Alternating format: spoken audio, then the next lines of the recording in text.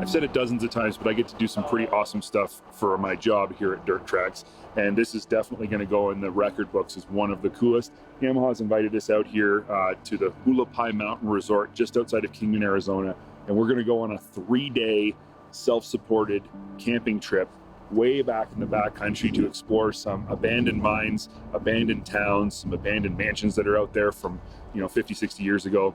And I have a real love for history and crazy stuff like that and old stuff that's fallen apart. So this is going to be really awesome. But we've got some really interesting people riding along with us. So I think that this is going to be one of the coolest trips I've ever been on. I can't wait. Obviously, we have a whole fleet here of RMAXs in all different shapes and sizes. Perfect vehicle for doing this kind of thing.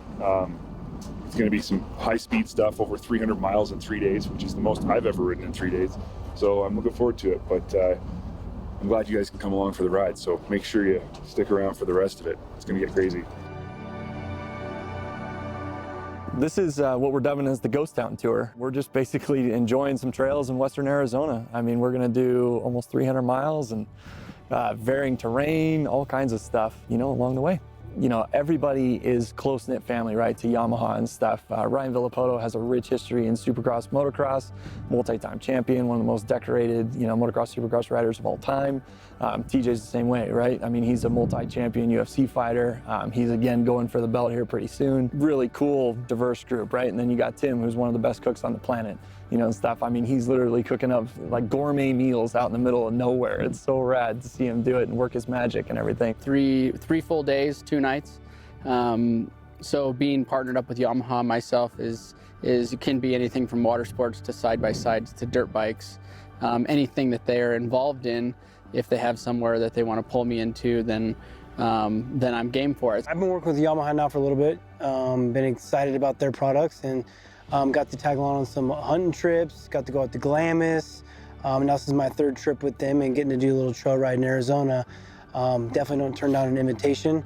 I know Wombles is super interested in getting his own RMAX, and so he told me he had to come along on this trip. Well, I guess I got hooked up with Yamaha through Camp Jeff. Camp Jeff's been one of my biggest partners. I've been with them at least 6 years. They did events with Yamaha and got hooked up, went to Glamis for my first trip, and that was an experience, I'm gonna tell you. But ever since then, I guess I did a good job for them, so they invite me pretty much every time, so it's fun. Ready to go, man. This is gonna be a good time. Great crew. Everybody seems pretty stoked. As long as we can keep warm, it'll all be just fine. Ryan's freezing. And he's from California, so what do you expect? Parka.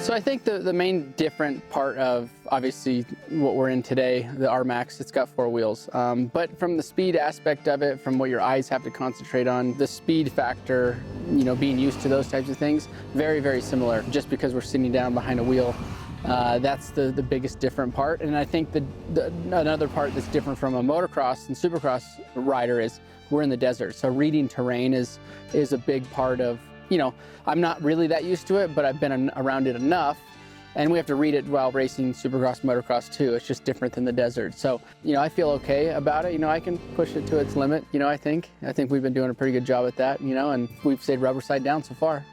So the RMAX, Yamaha RMAX is a dead-gum machine. I mean, we've been on a lot of trips. I know me and you have been on a lot of trips together. The Rubicon, stuff like that, it's just an absolute beast. And to have that room in the back to carry the cooking stuff and to carry anything you want, and plus if you ain't got a passenger, you got another seat that you can put stuff into. So, and to have that 4-wheel drive, it's just a beast. It's a machine. It can go through anything. If it can make it through the Rubicon, this ain't nothing out here in Arizona.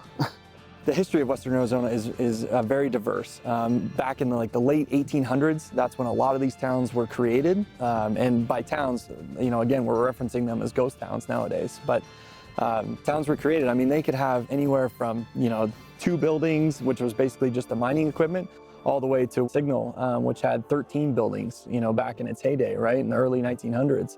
I mean, it was a really happening town. I mean, it had 3 restaurants, it had a bunch of other buildings, you know, hotel, all kinds of stuff that really made it special. Now, today, there's not a lot left, and that's what really makes it special as a ghost town, you know, and stuff, is that we get to go see the remnants of it. You know, everything kind of shuttered when the Great Depression happened. It's crazy what you can do and what you can see these days, and then obviously the vehicles that allow us to get there. You know, it's cool. It's called the Gold King Mine, and they built this so-called mansion so that they could basically attract investors and stuff. And it's out in the middle of nothing. The trail's really gnarly to get here. But it's a really cool spot, just out in the middle of nowhere.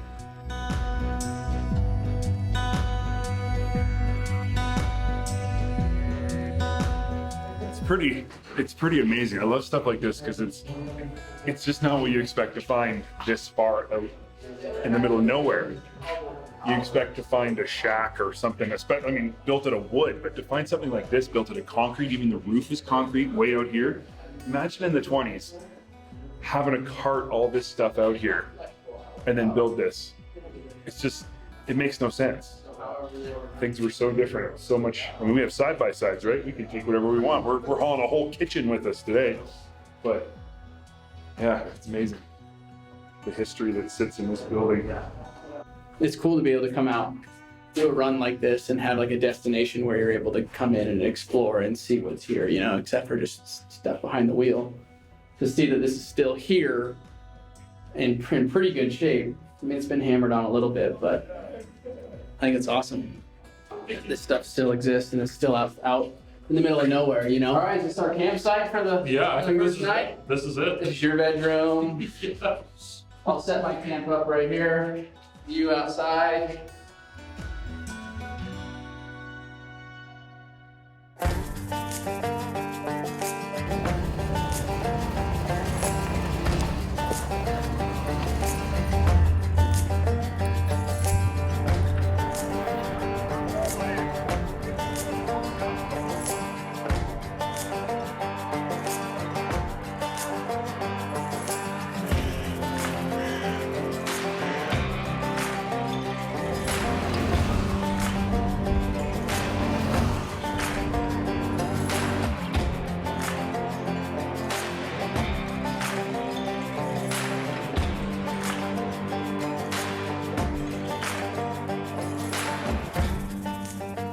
You know, a little bit of rock crawling, a little bit of hauling ass, excuse my language.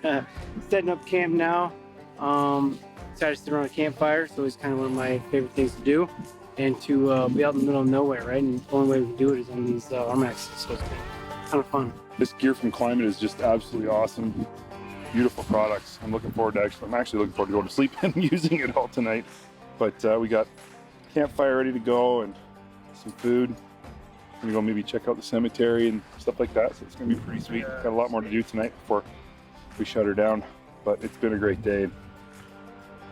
So everybody's pretty tired.